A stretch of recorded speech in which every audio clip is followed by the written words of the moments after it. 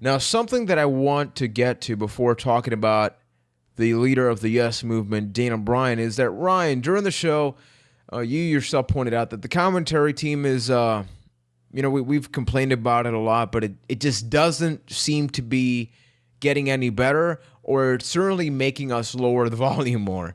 So how have you been feeling, man? Are you okay? I know you're under the weather. Is that the reason why? Like, does Michael Cole have No, anything to do with but it this? doesn't help. It definitely doesn't help.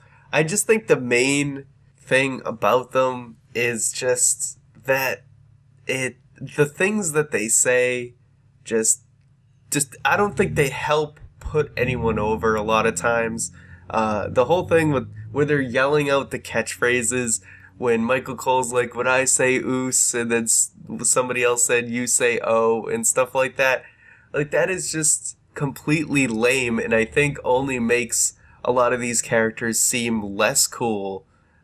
So I don't know. That's really just my only point. Is just some of the things they say really just come off as so lame and so forced that they're just begging you to like things, and from that you just don't want to like them. There's no chemistry. It feels like there's Jerry Lawler and his dumb dad jokes over here. There's Michael Cole and his color or his commentary there. Then there's JBL, who kind of plays the heel every now and then when it's convenient, but then he'll be a face every now and then. There's no chemistry. The only interaction is when Cole gets told to shut up by JBL, which happens just all the time.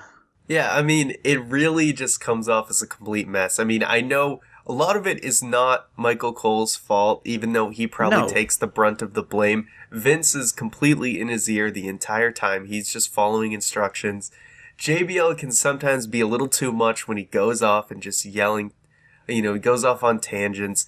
And Jerry the King Lawler is just completely inhuman. He is not even a person anymore. Can that be a quote? Agreed.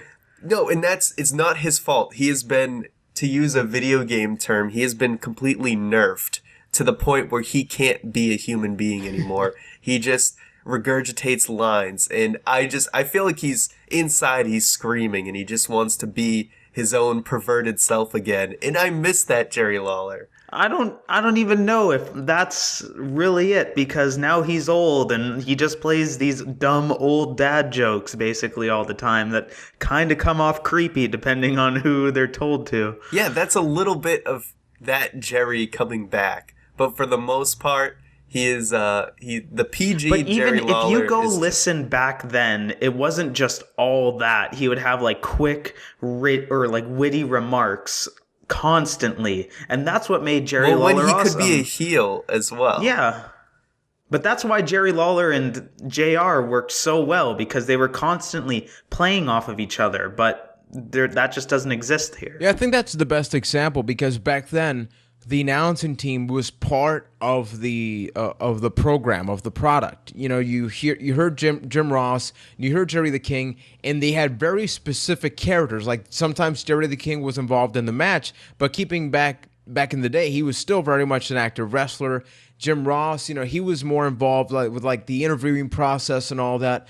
But now we've gotten to the point where the commentators are basically audible advertisements for us. They sort of, whatever the match isn't telling, but that's not related to the characters, they'll tell us. So like the network, or you got to go to the website, they'll tell you all the advertisements before we even go to commercial break. At least that's how it feels to me.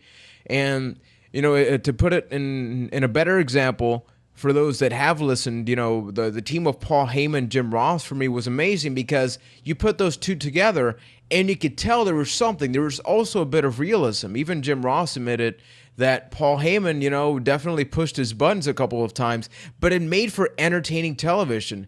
Now we've gone to the point where it's just three guys that are very conveniently placed, so whatever the WWE has to sell to us that week, they'll play that character, even if it breaks whatever the hell they've said for the past week or two. No, it's true. It's basically moved from the feeling of sports commentators to shills. to an infomercial is what it feels like a lot of times. It's almost like, say we're three old men sitting in a park. We're just like commentating on what people are doing. Hey, look at that guy. Look at the other guy. It's like, okay, see now, old man, can you please stop? It's kind of weird. So we're basically the old people from the Muppets, is what you're Yes, saying. yes. And one other thing that is just completely annoys me, and I know we didn't expect to go on this long about this, but the whole thing of Michael Cole always making excuses for baby faces when they do something just as bad as a heel did, whether they steal something or whatever. It's like, you can still like the guy, but why do you have to make these excuses like, oh, he was just borrowing that, or, whatever it is. So wait a minute, Ryan. You're telling me that Sheamus stealing Del Rio's car and destroying it is not a good thing to do? So Stone Cold pouring cement over Vince McMahon's vehicle, even though it was cool, it was actually vandalism and very much legal? What? Yeah, it's like you didn't see like Jerry Lawler say or Jim Ross saying that Stone Cold destroying McMahon's vehicle was like an admirable thing. They just were calling it like it was. But I don't know. It's annoying and it comes off as very forced when they're just trying to be like, hey, no, it's okay to still like this guy even though he's doing horrible things. Yeah, so sadly the commentating is not all that enjoyable. Honestly, one of my dreams, you guys know that, has always been to do commentary for a legitimate wrestling company. And Jim Ross was my idol. And now it's gotten to the point where, I have noise canceling headphones and I only take them off to listen to the promos. Like, Dean Ambrose is talking great. If not, I'll put the headphones back on and listen to you guys Dreams or something die, else. Juan.